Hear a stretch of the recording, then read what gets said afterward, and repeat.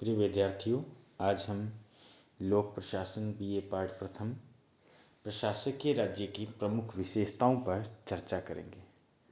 इस भाग को हम 2 पार्ट में पढ़ेंगे। थोड़ा लंबा है ये। वैसे तो हम देखें तो आजकल के सभी आधुनिक युग के राज्य प्रशासकीय राज्य ही हैं। अगर हम इनकी विशेषताओं की बात करें तो इनमें कुछ समानताएं पाई जाती हैं। जैसे सबसे पहले हम देखें विचारधारा से मुक्त। प्रशासकीय राज्य किसी खास विचारधारा से संबंधित नहीं है। सभी राज्य, चाहे वो लोकतांत्रिक हो, समाजवादी हो, साम्यवादी हो, अधिनायकवादी हो, सैनिक प्रशासन हो, किसी न किसी सीमा तक प्रशासकीय राज्य होते हैं। शासन व्यवस्था का रूप चाहे कैसा भी हो, अर्थात एकात्मक हो, संघात्मक हो, अध्यक्षात्मक हो, संसदीय हो, सभी में प्रशासकीय राज्य का अस्तित्व है।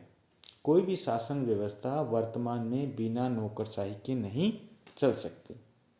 दूसरी विशेषता हम देखते हैं, कार्यपालिका की भूमिका प्रमुख होती है और प्रभावी होती है, क्योंकि आधुनिक राजनीतिक समाजों में सरकार के कार्यों में अप्रत्याशित वृद्धि प्रत्यक्ष रूप से केवल कार्यपालिका में शक्ति संकेंद्रण ही ला रही है।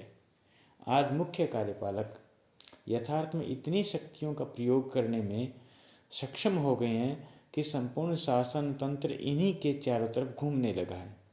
राज्य के वृद्धि परक अधिकार क्षेत्र का वास्तविक असर कार्यपालिका पर हुआ है। लोक कल्याणकारी राज्यों में कार्यपालिका के कार्य न केवल इतने बढ़ गए हैं, अपितु विविध प्रकार के भी हो गए हैं। कार्यपालिका द्वारा किए जाने वाले कार्यों में सहायता देने के लिए प्रशासनिक अधिकारियों का एक जाल सा बिछता जा रहा है। इन सिविल कर्मचारियों को ही नौकरशाही के नाम से पुकारा जाता है। कार्यपालिका एक तरफ नीति निर्माण में इनकी सहायता लेती है, वहीं दूसरी तरफ नीतियों के क्रियान्वयन के लिए भी इन्हीं पर निर्भर रहती है। शासन संचालन में इनकी भूमिका के महत्व के कारण ही अनेक विचारक नौकरशाही को ही सरकार की चौथी शाखा तक कहने लग गए हैं। तीसरी विशेषता है नौकरशाही के वर्चस्व वाला राज्य। प्रशासनिक राज्य में सिद्धांत रूप में भले ही जनता और जनप्रतिनिधियों के हाथ में सत्ता रहती हो, किंतु व्यवहार में उस सत्ता का, शासन का सूत्रधार नौकरशाही ही होती है।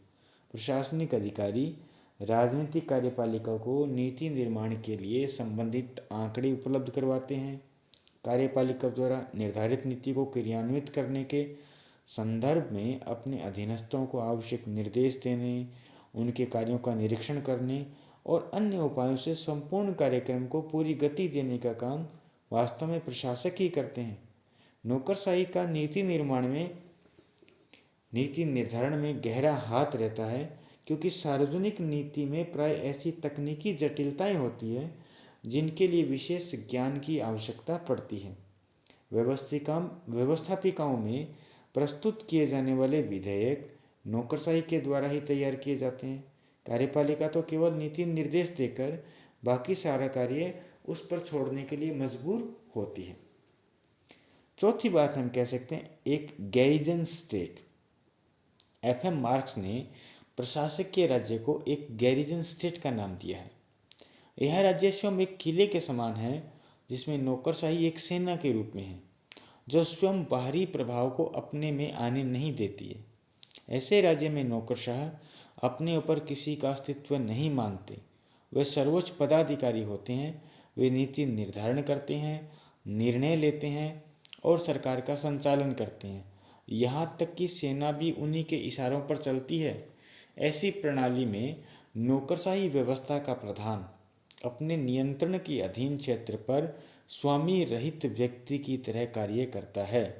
उसके अधीनस्थों की सारी सेना उसी के प्रति वफादार होने का दंभ भरती है, चाहे वह उपनिवेश हो अथवा तानाशाही पद्धति के अधीन कोई देश। भारतीय सिविल सेवा को सफ़ेद नौकरशाही के अधीन हमारे देश की चर्चा करते हुए पंडित नेहरू ने कहा था कि वायसराय जिस ढंग से बात करता है, वह तरीका न तो इंग्लैंड का कोई प्रधानमंत्री अपना सकता है, न ही अमेरिका का राष्ट्रपति। एकमात्र संभव समानांतर हिटलर हो सकता है। केवल वायसराय ही नहीं, उसकी परिषद के ब्रिटिश सदस्य, गवर्नर और यहाँ तक कि छोटे छोटे अफसर भी जो विभागों के सचिवों या मजिस्ट्रेटों के रूप में कार्य कर रहे हैं, वे एक उच्च और अप्राप्य ऊंचाई की बात करते हैं। वे न केवल अपने इस विश्वास में सुरक्षित है कि वे जो कुछ कहते हैं, जो कुछ करते हैं वही सही है, वह बल्कि उसे सही के रूप में स्वीकार किया ही जाना चाहिए, चाहे दूसरे लोग कुछ भी सोचते रहें, क्योंकि सत्ता और गौरव तो उन्हीं को प्राप्त है। इससे आगे का अगली क्लास में चर्चा करेंगे। धन्यवाद।